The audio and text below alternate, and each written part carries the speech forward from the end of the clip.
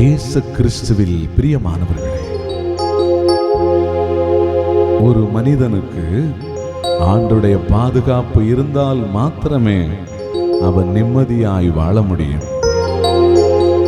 அவருடைய பாதுகாப்பு, அவருடைய இரத்த கோட்டையும் நம் வீட்டை சுற்றி இருக்கும்போது நம்முடைய குடும்பத்தார் பாதுகாக்கப்படுவார்கள்.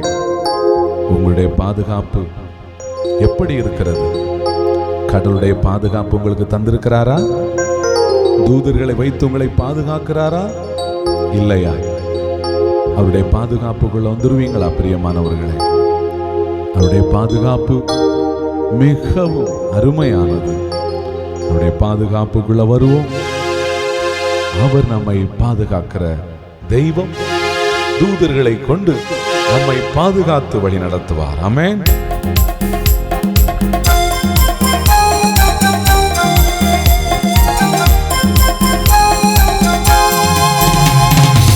வீட்டை சுற்றிலும் தூதர் கூட்டம் வேண்டும் தெய்வமே. என் வீட்டை சுற்றிலும் தூதர் கூட்டம் வேண்டும் தெய்வமே.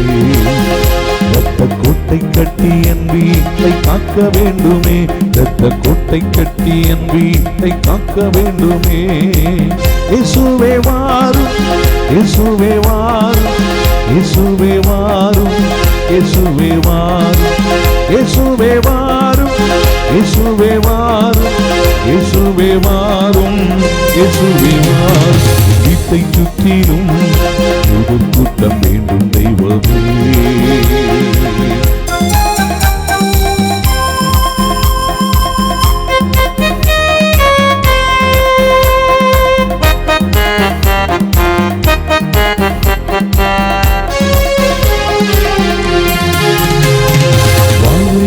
வீட்டை என்றும் அணுகக்கூடாது.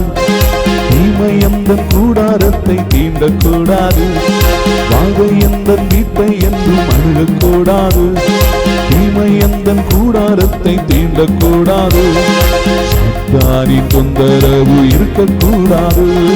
சாத்தானின் தொந்தரவு இருக்கக்கூடாது. இயேசுவே வாரும், இயேசுவே வாரும், இயேசுவே வாரும், இயேசுவே வாரும், இயேசுவே வாரும், இயேசுவே வாரும், இயேசுவே வாரும், இயேசுவே வாரும். என் வீட்டை சுற்றிலும் தூதர் கூட்டம் வேண்டும் தெய்வமே.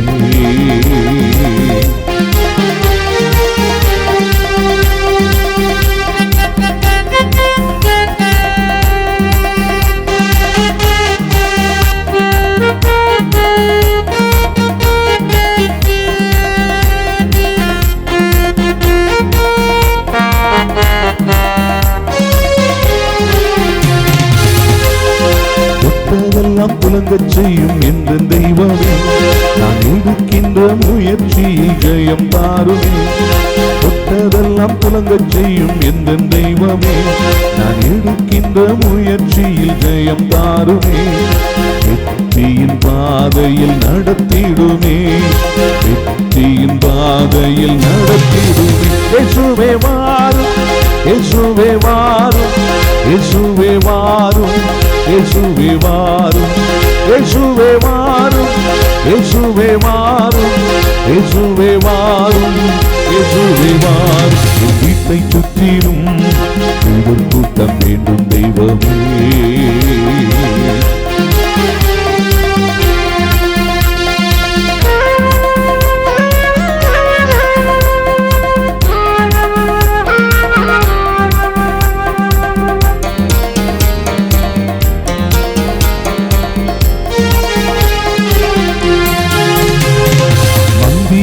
தந்திரமோ நெருங்கக்கூடாது. சூனிய கட்டுக்களோ அணுகக்கூடாது.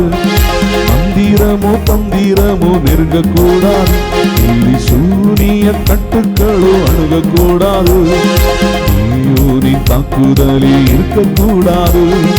தீயோரின் தாக்குதலே இருக்கக்கூடாது. இயேசுவே வாரும், இயேசுவே வாரும், இயேசுவே வாரும், இயேசுவே வாரும், இயேசுவே வாரும், இயேசுவே வாரும், இயேசுவே வாரும், இயேசுவே வாரும். என் வீட்டை சுற்றிலும் தூதர் கூட்டம் வேண்டும் தெய்வமே.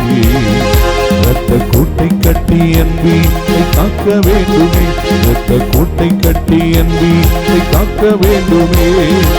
இயேசுவே வாரும், இயேசுவே வாரும், இயேசுவே வாரும், இயேசுவே வாரும். ஹல்லேலூயா, ஹல்லேலூயா, ஹல்லேலூயா, ஹல்லேலூயா, ஹல்லேலூயா, ஹல்லேலூயா, ஹல்லேலூயா, ஹல்லேலூயா, ஹல்லேலூயா. இயேசுவில் அன்பிற்குரிய அருமை சகோதர சகோதரிகளே, இந்த நாளில் உங்களை சந்திப்பதிலே பெருமகிழ்ச்சி கொள்கிறேன். ஆண்டவர் உங்களுக்கு ஆசி வழங்குவாராக. அன்பார்ந்தவர்களே, இன்றைய நற்செய்தியிலே ஆண்டவர் நமக்கு ஒரு செய்தியை வழங்குகிறார். அதாவது மத்தேயு எழுதிய நற்செய்தி 20வது அதிகாரம் 17வது அதிகாரத்தில் 17வது வசனத்திலே இயேசு இவ்வாறு சொல்லுகிறார். இயேசு எருசலேமை நோக்கி செல்லும் வழியில் 12 சீடரையும் தனியே அழைத்து, இப்பொழுது நாம் எருசலேமுக்கு செல்லுகிறோம். மானிட மகன் தலைமை குருக்களிடமும் மறைநூல் அறிஞர்களிடமும் ஒப்புவிக்கப்படுவார். அவர்கள் அவருக்கு மரண தண்டனை விதிப்பார்கள். அவர்கள் அவரை ஏளனம் செய்து சாட்டையால் அடித்து சிலுவையில் அறையும்படி பிற இனத்தவரிடம் ஒப்புவிப்பார்கள். ஆனால் அவர் 3ஆம் நாள் உயிருடன் எழுப்பப்படுவார் என்று அவர்களிடம் இயேசு கூறினார். அன்பார்ந்தவர்களே, நற்செய்தி என்று சொல்லுகிறோம். இது ஒரு நற்செய்தியா? இந்த நற்செய்தியில் என்ன நல்ல செய்தி இருக்கிறது? இயேசு தன்னுடைய சீடர்களை பார்த்து சொல்கிறார், அப்படியே எருசலேமுக்கு சென்று கொண்டிருக்கின்ற பொழுது, பாஸ்கா விழாவை கொண்டாட செல்கின்ற பொழுது நிறைய கூட்டம் செல்வதை பார்க்கலாம். நீங்கள் இப்போது நம்ம திருச்செந்தூர் இந்த சாலைக்கு, திருச்செந்தூரை நோக்கி செல்லக்கூடிய சாலைகளை பார்த்தீர்கள் என்றால், எல்லா சாலைகளிலும் குறிப்பிட்ட விழாக்களுக்கு முன்பாக சாறை சாறையாக மக்கள் திருச்செந்தூர் நோக்கி செல்வதை பார்க்க முடியும். இதே போன்றுதான் எருசலேம் ஆலயத்திலே அங்கு மக்கள் அங்கே விழாவை கொண்டாட சாறை சாறையாய் சென்றார்கள். இப்பொழுது தவக்காலத்தில் பார்த்தீர்கள் என்றால், ஏறக்குறைய புனித வாரம் நெருங்குகின்ற பொழுது வேளாங்கண்ணியை நோக்கி செல்லக்கூடிய அத்தனை சாலைகளிலும் நிரம்பி வழியும் மக்கள் கூட்டம், பக்தர்கள் கூட்டம் சாறை சாறையாக நடந்து செல்வார்கள். இதே போன்றுதான் எருசலேம் நகரில் குறிப்பிட்ட விழாவை, ஒவ்வொரு விழாவையும் கொண்டாட மக்கள் அங்கே எருசலேம் நகர் நோக்கி சென்றார்கள், ஆலயம் நோக்கி சென்றார்கள். அத்தகைய ஒரு நிலையில் இயேசு தன்னுடைய சீடர்களை தனியாக வரவழைக்கிறார். எப்பா இங்கே வாங்க, இப்போ இந்த கூட்டத்துக்கு முன்னாடி நம்ம போகிறோம், எல்லா மக்களும் வந்து என்னைக்கிட்ட ஆசீர்வாதம் வாங்குறாங்க, எல்லாரும் என்னை புகழ்கிறாங்கன்னு நினைக்காதீங்க. மாறாக நான் இங்கே சிலுவையில் அறையப்படுவேன். அதுவும் யாரால்? பிற இனத்தவர்களால். யூதர்கள் அங்கே ரோமையர் என்ற இனத்திடம் ஒப்புவித்து விடுவார்கள். இயேசு தன்னுடைய பாடுகளை முன்மொழிகிறார், தன்னுடைய சீடர்களின் மனநிலையை தயாரிக்கிறார். எப்பா நாம் செல்வது அங்கே விருந்து கொண்டாட அல்ல, மாறாக துன்பங்களை அனுபவிக்க. ஆனால் இயேசுடைய சீடர்கள் மனதிலே இது கொஞ்சம் கூட பதியவில்லை, கொஞ்சமும் பதியவில்லை. இன்னைக்கு நம்ம மக்கள்கிட்ட சொல்லுகின்ற பொழுது, உனக்கு கஷ்டங்கள் வரப்போகிறது என்று சொன்னால் அதை அவர்கள் நிராகரிக்கிறார்கள். அதே மக்களிடம் உனக்கு ஆசீர்வாதம் வரப்போகிறது என்றால் அங்கே உடனே வந்து கேட்கிறார்கள். இங்கே இயேசு தன்னுடைய சீடர்களை தயாரிக்கிறார். நீங்கள் அங்கே சென்றவுடன் ஆர்ப்பரிக்காதீங்க, அங்கே நான் துன்பம் அடைய வேண்டும். இவ்வளவும் சொல்லுகின்ற பொழுது ஒரு மனிதனுக்கு எவ்வளோ வேதனை இருந்திருக்கும். ஒரு மனிதன், இப்போ நாம் போயிட்டுருக்கோங்க, நம்ம குழந்தைகளோடு போயிட்டுருக்கோம், அல்லது உறவுகளோடு போயிட்டுருக்கோம், நண்பர்களோடு போயிட்டுருக்கோம். நமக்கு தெரியும் நாம் அந்த இடத்துக்கு போனதோட ஒரு ஆக்சிடெண்ட் ஆகி இறக்க போகிறோங்கிறது நமக்கு தெரியுது. அப்போ சுற்றி இருக்கிறவங்கள்ட்ட சொல்கிறீங்க, பிள்ளைங்க பேர பிள்ளைங்கள்ட்ட, ஐயா நான் அப்படி போகிற இடத்துல ஆக்சிடெண்ட் ஆகி இறக்க போகிறேன் ஐயா, நீங்கள் பார்த்துக்கங்க அப்படின்னு சொல்கிறீங்க. ஆனால் இவங்க அதெல்லாம் கேட்டுக்காம, ஏப்பா ஐயா உன்னுடைய சொத்தை இதை யாற்ற கொடுக்க போகிற, இந்த நகை எங்கே, இந்த பணம் எப்படி வரும்? இதை கேட்டால் உங்களுக்கு எப்படி இருக்கும்? அட பாவியலா, என்னை குறித்து உங்களுக்கு கவலை இல்லை, ஆனால் என்னுடைய இந்த பணமும் சொத்தும் தான் உங்களுக்கு முக்கியமா? இதுதான் இயேசுவின் நிலை.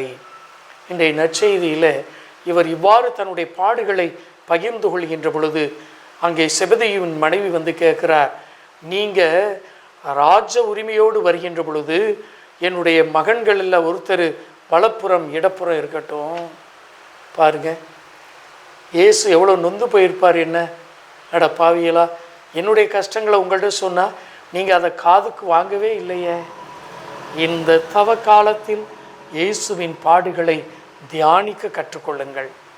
இந்த தவ காலத்தில் இயேசு ஆண்டவரின் பாடுகளை நாம் தியானிப்போம். அவருடைய அன்பு பிரசன்னத்தை பெற்றுக்கொள்வோம். அவருக்கு பிடித்தது அவருடைய பாடுகளை தியானிப்பது. அதுதான் நம்முடைய பாவங்களுக்கு விமோசனத்தை கொடுப்பது.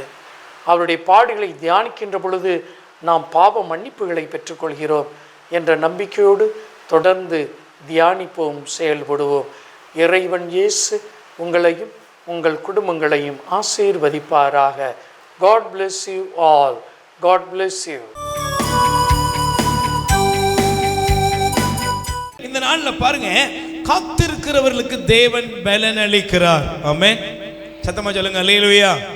அப்ப நீங்க நல்லா கவனிச்சு பார்க்கணும். நான் இந்த பகுதி வாசிக்கும் பொழுது, ஆண்டவருக்காய் காத்திருந்தால் நீங்கள் 3 ஆசீர்வாதங்களை பெறுவீர்கள். ஆமென். Praise the Lord. எத்தனை ஆசீர்வாதம் சொல்லுங்க, எத்தனை ஆசீர்வாதம்?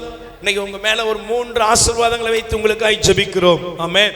வாசியுங்கள் எசையா தீர்க்கதரிசியின் புத்தகம் 40ஆம் அதிகாரம் 31வது வசனம் வாசிங்க. ஆண்டவருக்காக நம்பிக்கையுடன் காத்திருக்கிறவர்கள், நம்பிக்கையுடன் அவருக்காக காத்திருக்கிறவர்களுக்கு முதலாவது அவர் தருகிற ஆசீர்வாதம், அவர்கள் புது பலன் அடைவார்கள். ஆமென். இந்த மொழி நம்மளை பார்க்கிறோம், ஆற்றல் பெறுவார்கள், புதிய ஆற்றல் பெறுகிறார்கள். ஆமென். பக்கத்துல கை குடி சொல்லுங்க, ஆண்டவர் உங்களுக்கு என்ன கொடுக்கிறாரு? புதிய ஆற்றல். சொல்லுங்க, என்ன ஆற்றல்? சொல்லுங்க, என்ன ஆற்றல்? இந்த உலகத்துல எல்லா மனுஷனுக்கும் ஒரு நாள் பலன் இல்லாம போயிருதான். Price the Lord. வலுவற்றவர்களாக போறாங்க, பலவீனர்களாக போறாங்க. ஆனால் தெய்வத்தை நம்புகிற, தெய்வத்துக்காக காத்திருக்கிற பிள்ளைகளை ஆண்டவர் புதிய ஆற்றலால் நிரப்புகிறார். ஆமென். அதனால பாருங்க, எபிரேய பாஷையில, எபிரேய மொழிபெயர்ப்புல இந்த வார்த்தை எப்படி கொடுக்குறாங்கன்னா குவாவா அப்படின்னு சொல்றாங்க. Price the Lord. குவாவா அப்படின்னா என்ன அர்த்தம் தெரியுமா? நீங்கள் எதிர்நோக்கி இருக்கிற நம்பிக்கை. ஆமென். நம்பிக்கையில் என்ன இருக்கு? நம்பிக்கை நான் சும்மா நம்புறேன் இல்ல சார், எதிர்நோக்குறேன். ஆமென். என் நம்பிக்கையில் என்ன இருக்குன்னா அதுல ஒரு எதிர்நோக்கு இருக்குது, இது எனக்கு கிடைக்கிறது. Price the Lord. அதனாலதான் பாருங்க, இந்த குவாவா அப்படின்னு சொன்ன அந்த வார்த்தையின் அர்த்தம் என்னன்னா, நீங்க நல்லா கவனிச்சீங்கன்னா, ஒரு கயிறு அப்படின்னா அதுல எத்தனை நூல் இருக்குது? ஒரு நூல் அருந்து விடும், 100 நூல் சேர்ந்தா அது பலன் அடைகிறது. ஆமென். சொல்லுங்க அல்லேலூயா. அப்படின்னா இந்த வார்த்தையுடைய மொழிபெயர்ப்பாளர் என்ன சொல்கிறார் என்றால், நீங்கள் கடவுளோடு, கடவுளுக்காக காத்திருப்பது என்பது உங்களுக்கு பலனை தருமே தவிர ஒருபோதும் பலவீனத்தை கொடுக்காது. கைத்தட்டு. ஆண்டவருக்காக ஒருவன் காத்திருக்கும் பொழுது, ஆண்டவருக்காக நீங்கள் காத்திருக்கும் பொழுது, நீங்க பலவீனமானவர்கள் கிடையாது சிஸ்டர், பிரதர். நீங்க பலவீனம் அடைஞ்சு போவீங்கன்னு உலகம் காத்திருக்கும். ஆனா ஆண்டவருக்காக நீ காத்திருப்பாய் என்றால் அவர் உன்னை எல்லா கண்களுக்கு முன்பாக புதிய ஆற்றலை உனக்கு தருவார். கை தட்டுங்க. இன்னைக்கு நான் நிச்சயமாய், தைரியமாய், விசுவாசத்தோடு அறிக்கையிட்டு சொல்லுகிறேன், இங்க இருக்கிற ஒவ்வொருவருக்கும் ஆண்டவர் புதிய ஆற்றலை கொடுக்கிறார். Price the Lord. நல்ல கையை வச்சு சொல்லுங்க அல்லேலூயா.